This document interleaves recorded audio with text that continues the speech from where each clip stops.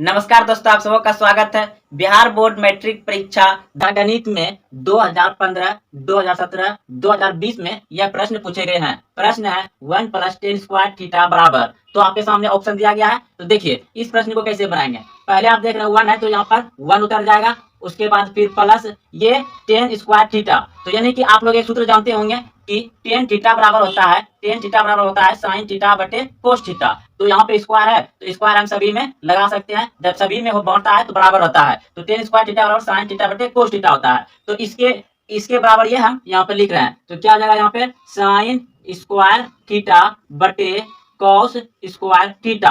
तो अब क्या करेंगे यहाँ पर नए कुछ एक है, इसका एलसीएम ले लेंगे यानी कि cos स्क्वायर थीटा हो जाएगा। अब इसमें एक बार भाग देंगे तो cos ही आएगा, क्योंकि एक बार लगेगा तो गुना भी होगा तो cos ही आएगा। तो cos square theta plus sin square theta. तो अब क्या होगा, आप सभी जानते हैं कि sin square theta plus cos square theta बराबर क्या होता है, 1 होता है। तो इसका मान 1 हो जाएगा। अब यहाँ पर नीचे बच जाएगा आपका क्या, cos स्क्वायर थीटा। तो आप लोग एक सूत्र जानते होंगे कि सेक थीटा बराबर होता है 1 बटे cos थीटा। यानी कि इस पे स्क्वायर है तो इसमें भी स्क्वायर लगा देंगे। तो यानी कि इसके बराबर हमको इतना है, यानी कि एक सूत्र होता है सेक थीटा बराबर 1 बटे cos थीटा। तो इसका मान कितना हो जाएगा मेरा, सेक स्क्वायर थीटा सब में लगा देंगे। तो आपका ये ऑप्शन नंबर ए सही है। बिहार बोर्ड मैट्रिक परीक्षा के लिए गणित में ऑब्जेक्टिव से पूछे जाने वाला सूत्र। तो पहला सूत्र है गोले का आयतन है। तो इस प्रश्न का उत्तर हो जाएगा आपका ऑप्शन नंबर सी, बिल्कुल सही है। 4/3 पाई r क्यूब शंकु का आयतन होता है। तो इस प्रश्न का उत्तर हो जाएगा आपका ऑप्शन नंबर डी, बिल्कुल सही है। 1/3 पाई r स्क्वायर h बेलन का आयतन होता है। तो इस प्रश्न का उत्तर हो जाएगा आपका ऑप्शन नंबर बी, बिल्कुल सही है। पाई r स्क्वायर h। एक्स निर्देशांक को क्या कहते हैं? तो एक्स निर्देशांक को कहेंगे भुज, और ऑप्शन नंबर बी सही है। अगर पूछता y निर्देशांक को क्या कहते हैं तो होता कोटि। अगला प्रश्न है y अक्ष का समीकरण है। तो y अक्ष का समीकरण पूछेगा तो x बराबर 0 हो जाएगा। और अगर x अक्ष का समीकरण पूछे तो उल्टा कर दीजिएगा, आपका हो जाएगा y बराबर 0। अगर y अक्ष का समीकरण पूछे तो x बराबर 0 और x अक्ष का समीकरण पूछे तो y बराबर 0। प्रश्न देख रहे हैं sin π/4 माइनस cos π/4 का मान होगा चाहिए कि पाई बराबर होता है त्रिकोणमिति में 180 डिग्री। पाई बराबर होता है 180 डिग्री त्रिकोणमिति में। तो यहाँ पर हो जाएगा आपका sin 180 डिग्री बटे 4 माइनस cos 180 डिग्री बटे 4 हो जाएगा। तो आप इसे कटा दीजिए। तो ये 45 चौके 180, ये आप ऐसे कटाइए। 2 दूना 4 और 9 दूनी 18 यानी कि 180, 90 दूनी 180 कर जाएगा। ये भी 2 दूनी 4 और 90 दूना 18 यानी कि 180। तो ये कर जाएगा 9 दूनी 18 और 0 इस पे उतर जाएगा। तो ये भी और फिर कर जाएगा 45 दूनी 90, ये भी 45 दूना 90 कर जाएगा। तो अब आपका आ गया sin 45 degree minus cos 45 degree आ गया। तो sin 45 डिग्री का मान होता है 1/√2 माइनस cos 45 डिग्री का मान होता है 1/√2। अब इन दोनों का एलसीएम लीजिएगा तो आएगा √2। तो इसमें एक बार भाग लगाए तो एक ही उतर जाएगा, माइनस इसमें एक बार भाग लगाए तो एक ही उतर जाएगा। तो ये घट के आ जाएगा 0/√2। तो 0/सन्नाटा, यानी कि आपका मान हमेशा क्या आएगा, 0 ही आएगा। जब ऊपर में 0 रहता तो 0 ही आएगा। ऑप्शन नंबर डी सही है। बिहार बोर्ड मैट्रिक परीक्षा 2024 के लिए गणित का इंपॉर्टेंट ऑब्जेक्टिव प्रश्न निर्देशांक ज्यामिति का। तो पहला प्रश्न है कार्तिकीय तल में स्थित किसी बिंदु 8-9 में कोटि का मान होगा। तो दोस्तों आप सभी जानते हैं कि पहला वाला होता है भुज और दूसरा होता है कोटि। तो दूसरा पूछा है कोटि, तो दूसरा हो जाएगा यानी -9। ऑप्शन नंबर ए सही है। बिंदुएं -4, 3 किस चतुर्थांश में होगा? तो चतुर्थांश दोस्तों आप सभी जानते होंगे कि ये होता है आपका पहला में क्या होता है प्लस प्लस, और ये होता है आपका दूसरा में क्या होता है माइनस प्लस, और तीसरा में क्या होता है माइनस माइनस, और चौथा में क्या होता है प्लस माइनस। तो सवाल में दिया गया है माइनस प्लस यानी कि -4 और 3, तो माइनस प्लस का हो जाएगा आपका दूसरा। तो ऑप्शन नंबर बी सही है, दूसरा हो जाएगा। फिर 14 नंबर प्रश्न है, बिंदुएं 2√3, -√2 किस पद में होंगे? तो यानी कि आप सभी जानते हैं, अभी तुरंत बताएं आपको कि पहला क्या होता है प्लस प्लस, और दूसरा क्या होता है माइनस प्लस, और तीसरा क्या होता है माइनस माइनस, चौथा क्या होता है प्लस माइनस। तो यहाँ पे प्लस माइनस दिया गया है, यानी कि आपका हो जाएगा आप ऑप्शन नंबर डी बिल्कुल सही है, चतुर्थ पाद होगा।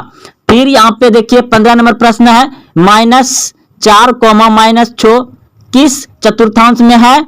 तो माइनस माइनस है, तीसरा हो जाएगा ऑप्शन नंबर सी सही है, तीसरा चतुर्थांश में होंगे। अगला प्रश्न है, निम्न में से मूल बिंदु के नियमांक कौन है? तो मूल बिंदु के नियमांक होता है 0,0, ऑप्शन नंबर बी सही है। अगला प्रश्न है, x बराबर -5 का आलेख कैसी सरल रेखा होगी? तो y अक्ष के समांतर होगा, ऑप्शन नंबर बी सही है। बिहार बोर्ड मैट्रिक परीक्षा में यह प्रश्न 2015, 17, 2020 में पूछे गए हैं। तो प्रश्न आप देख रहे हैं 1 + tan स्क्वायर थीटा बराबर व्हाट? तो आपके सामने ऑप्शन दिया गया है। तो देखिए यह प्रश्न कैसे बनेगा, 1 है तो 1 लिख देंगे यहाँ पे, प्लस tan स्क्वायर थीटा। दोस्तों आप सभी जानते होंगे कि tan थीटा बराबर सूत्र होता है एक sin थीटा बटे cos थीटा होता है, यह सूत्र आप लोग जानते होंगे। तो इसके बराबर हम देखिए यहाँ पे स्क्वायर है तो स्क्वायर भी लगा सकते हैं क्योंकि सेम है। तो हम यहाँ पे इसके जैसा ये लिखने वाले हैं। तो देखिए यहाँ पर लिखा साइन स्क्वायर थीटा बटे कॉस स्क्वायर थीटा। तो अब क्या होगा, नए क्वेश्चन इसके नीचे एक है, इसका आप क्या करेंगे एलसीएम ले लेंगे। तो एलसीएम कितना आ जाएगा कॉस स्क्वायर थीटा, इससे इसमें भाग देंगे यानी कि कॉस से ही भाग लगेगा तो इसी से ये गुना हो जाएगा। तो ये हो जाएगा आपका कॉस स्क्वायर थीटा, प्लस है तो प्लस, फिर यहाँ पे हो जाएगा साइन स्क्वायर थीटा। तो दोस्तों आप लोग एक सूत्र जानते होंगे, क्या जानते हैं, sine square theta plus cos square theta बराबर 1 होता है।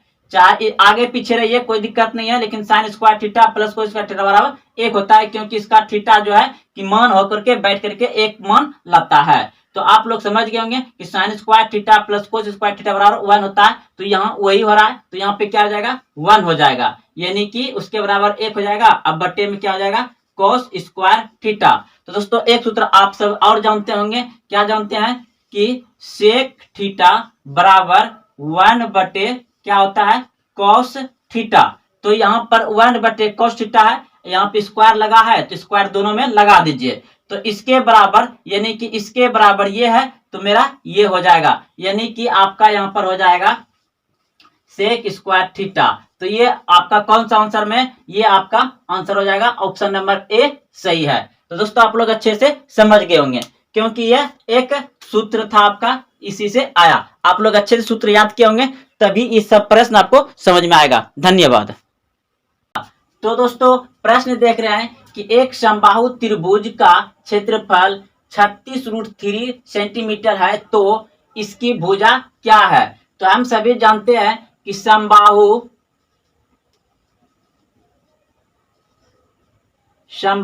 त्रिभुज का क्षेत्रफल कितना होता है? होता है √3a² बटे 4।